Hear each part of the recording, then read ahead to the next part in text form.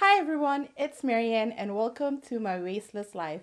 In this video, let's talk about everything we need to know about watering our houseplants.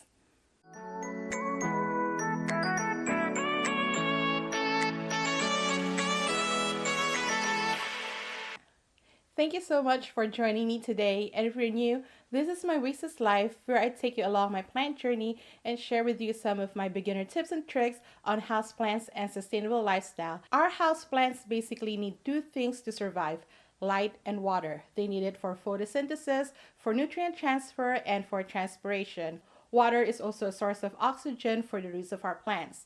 And there are things that we need to consider when watering our plants: the type of plants that we have, our environment, which includes our location, the humidity level, and the amount of light, and as well as the season or time of year. And for most of our house plants, which are plants that are mostly about their foliage, we don't really expect them to flower or fruit, and they're mostly in bush form, they vine, or they're in tree form. The common recommendation on watering is water when the soil is completely dry, or water them when the top 2 inches of the soil is dry.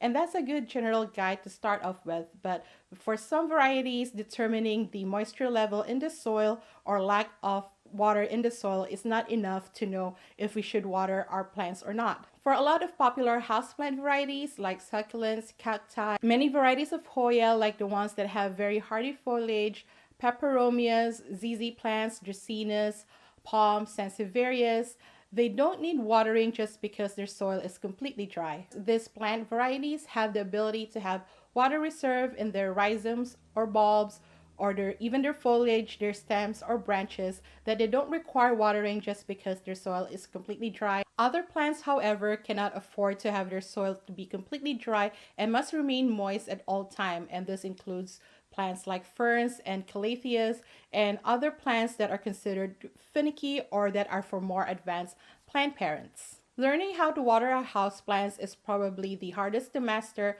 in plant parenthood care because it has a huge learning curve. And even for the more experienced plant parents, this is a continued learning process because watering techniques and frequency of watering changes as the season changes, as external factors affect the environment of the plant, as the plant grows, and for those reasons and more, watering is a continued learning process and something that we have to always pay attention to, whether we are a plant beginner or a more advanced plant parent. So first question, when to water our houseplants? As mentioned, when to water your plants largely depends on the type of plant you have, your environment, and the amount of light your plants get. And the size of your plants also matter. Those in smaller pots that are in 1 to 6 inch pots would require more frequent watering in general than the ones that are in larger pots, which are 8 inches and up. That sounded a little bit dirty, but you know what I mean.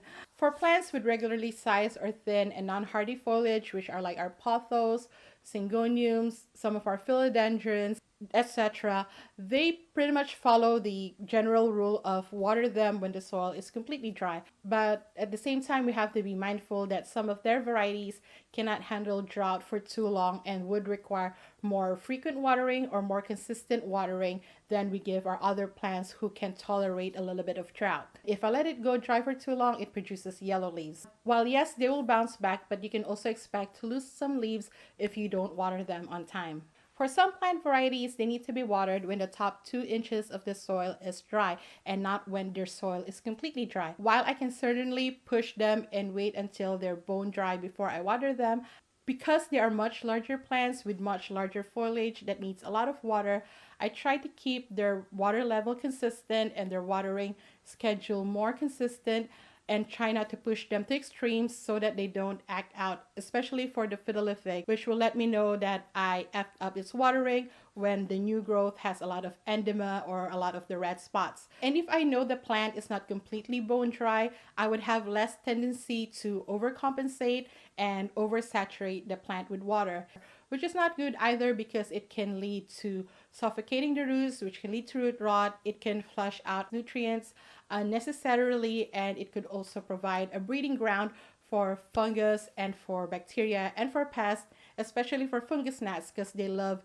very moist soil to lay down their eggs and breed. So for my larger plants, I prefer to water them when the top 2 inches of the soil is dry so that I have less tendency to overwater them and just give them the enough water that they need, and the water level is always consistent and not fluctuating.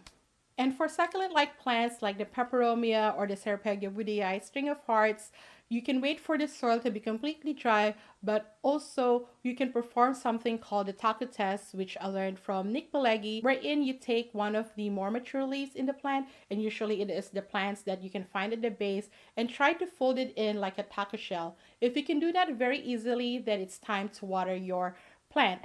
But if not, then you could wait a couple more days before you do so, even though the soil is already completely dry. For your desert plants like your succulents, cacti, ZZ plants, snake plants, some dracaenas, they require very seldom watering. And another rule that I learned from Nick is that if you are watering your desert plants more often than you pay your rent or your mortgage, then you are watering your plants too often. While it is true in many cases that plants that receive more light require more frequent watering, that is not always true for plants like the succulents or cacti, which requires very bright light but require very seldom watering. So you just have to be mindful again by the type of plant that you have, not just go by the amount of light that they get and the size of the plant. There are also plants that require moderate lighting but still require a lot more frequent watering, like your ferns and your calatheas. And how often you water also changes with the season. You're going to water a lot more often during the growing season versus the non-growing season. During the time I'm filming this, we're in the middle of fall, heading towards the winter, so I'm going to be watering my plants a lot less frequently than I did over the summer. A lot of our houseplants go through the dormancy period during the cold season or over the winter. They are not going to require the same amount of light and watering that we give them during the growing season. And our plants know how to adjust to receiving a lot less light during dormancy, but it is largely up to us to adjust the amount of water that they receive during this period. So we have to be mindful with the amount of water that we give them and also the frequency of watering. Watering our plants too much and too often is what leads to the death of plants during a short period of time. So the way you can check if your soil is completely dry, and I kind of went over this in my pothos care video. If you haven't seen it yet, go watch it. But one method is to simply use your finger, stick it into the soil, and when you take it out, if there's little to no soil attached to your finger, then the soil is dry. Another way you can check is if the soil is starting to separate away from the pot, especially if it's a plastic pot, then the soil is dry. And also if the pot feels very light, but that takes a bit of time to learn. I compare it to lifting an empty glass versus lifting a glass that is filled with water. But to make your life easier and eliminate all the guesswork, then I suggest investing in a moisture meter.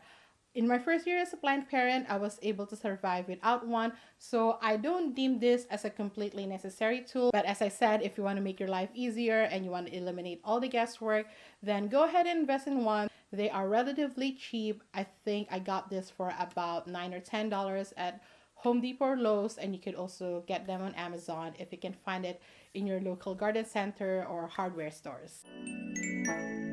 How to water our houseplants seems pretty straightforward, but aside from knowing when to water our houseplants, how to water and how much water to give our houseplants is something a lot of plant parents actually get wrong. Sometimes we give our plants way too much water and sometimes too little water. I get questions like, is a cup of water enough for my plant?